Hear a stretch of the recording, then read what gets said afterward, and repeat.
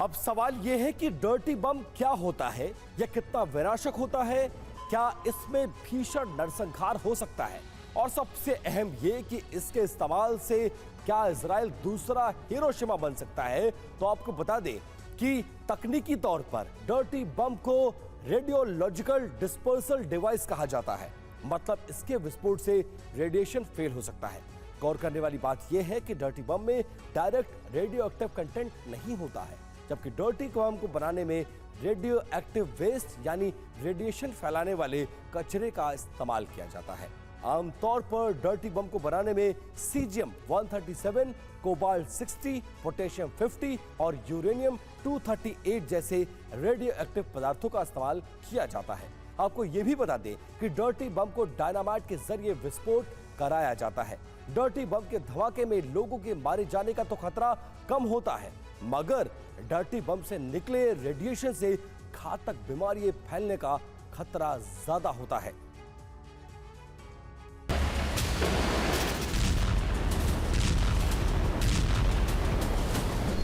परमाणु बमों की तुलना में डर्टी बम को बनाना काफी आसान होता है और डर्टी बम के छोटे छोटे विस्फोट से एक सीमित दायरे में आसानी से रेडिएशन फैलाया जा सकता है।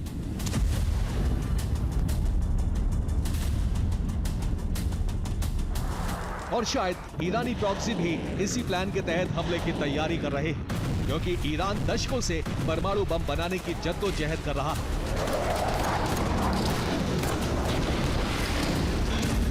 मगर अब तक उसे कामयाबी हासिल नहीं हुई।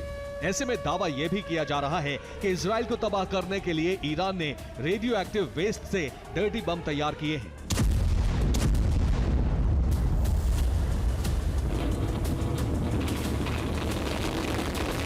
और अब उसकी खेप हिजबुल्लाह हूती संगठनों को देकर इजराइल पर डर्टी बम से प्रहार का ब्लूप्रिंट तैयार किया है।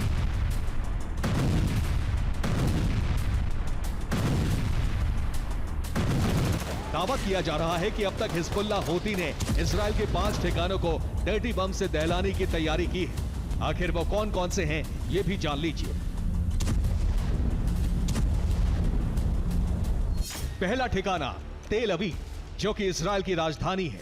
यही से नेतन्याहू गाजा और ईरानी प्रॉक्सी पर हमले का ऑर्डर देते हैं।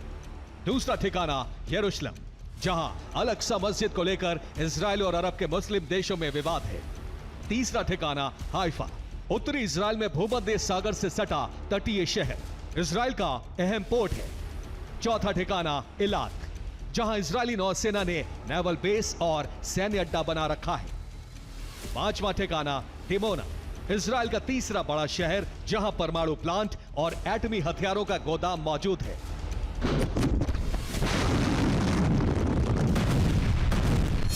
बड़े शातिराना अंदाज में हिजबुल्लाह के ड्रोन डिमोना में दाखिल हुए और वहां मौजूद एटमी प्लांट की तस्वीरें कैप्चर कर दुनिया के सामने जारी की। और इसके साथ ही यह मैसेज भी दे दिया कि हिजबुल्लाह जब चाहे जैसे चाहे इजरायली धरती को दहला सकता है।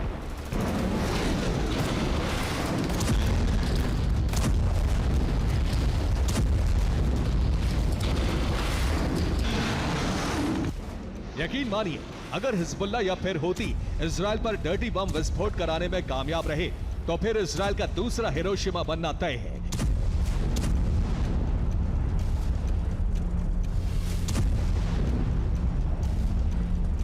क्योंकि भले ही डर्टी बम से एटमी हमले जैसी तबाही ना मचे, लेकिन डर्टी बम से निकला रेडिएशन धीरे धीरे इजराइल के लोगों को मरने पर मजबूर कर देगा और दशकों तक इजराइल डर्टी बम से निकले रेडिएशन के दंश से कराहता रहेगा। Bureau report, TV9, Bharatvarsh.